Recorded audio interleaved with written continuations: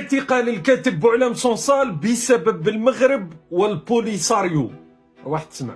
Le régime algérien est un régime militaire. Qu'est-ce qu'ils ont fait? Ils ont inventé le Polisario pour déstabiliser le Maroc.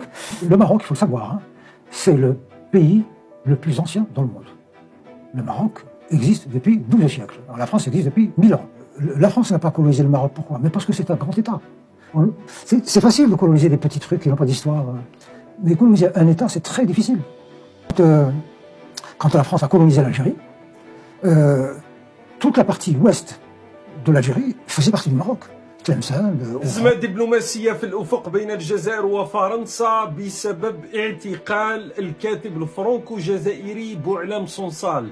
لماذا أزمة دبلوماسية؟ لأنه كما قلت هو فرنكو جزائري معناتها تحصل على الجنسية الفرنسية منذ أسابيع فقط، لأنه أيضا كاتب من أشهر الكتاب في العالم، خصوصا الذين يكتبون باللغة الفرنسية. بطبيعة الحال الطبقة السياسية في فرنسا تحركت في الساعات الأخيرة لخبر توقيف بوعلام صنصال في مطار الجزائر يوم 16 نوفمبر. إلى حد الساعة لا تزال ضبابية حول مصيره، هل هو في السجن، هل هو تحت النظر، هل هو عند المخابرات. المهم انقطع الاتصال به في صورة كارثية للجزائر بطبيعة الحال، لأنه العالم كامل يعرف بوعلام صنصال.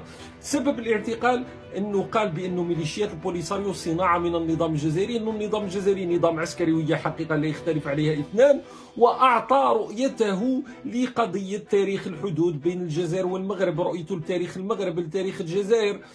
هذا موقفه. لكن النظام الجزائري بطبيعة الحال كان زلزال كبير أنه كاتب فرانكو جزائري عنده صيت في العالم يقول بأنه البوليساريو صناعة من النظام الجزائري ويعطي هذا الموقف. بطبيعة الحال النظام الجزائري مس في كل شيء وما تمسش البوليساريو، حتى وإن ربما هو أيضا لم يدرك حقيقة، لأنه بمجيئه الجزائر كانت مغامرة، لأنه هو كان يظن بأن النظام الجزائري هذا استمرارية منذ 1962. لكن في 20 سنة اللي مضت كان يتعامل مع شخص اسمه عبد العزيز بوتفليقة.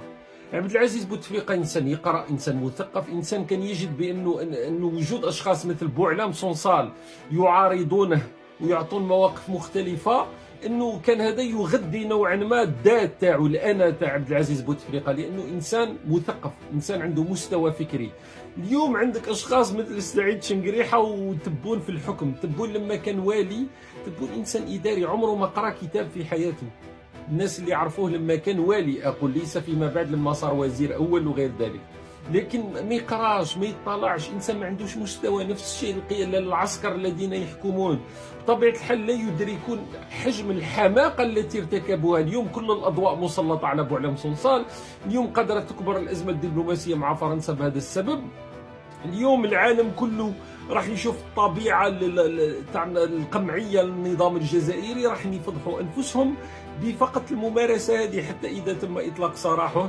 ولكن يبقى أنه اعتقاله في المطار لمجرد أنه عبر على هذه المواقف صراحة الصورة كارثية للبلد، وتعطيك الانحطاط اللي وصلناه اليوم في الجزائر مع هذا النظام المتعفن.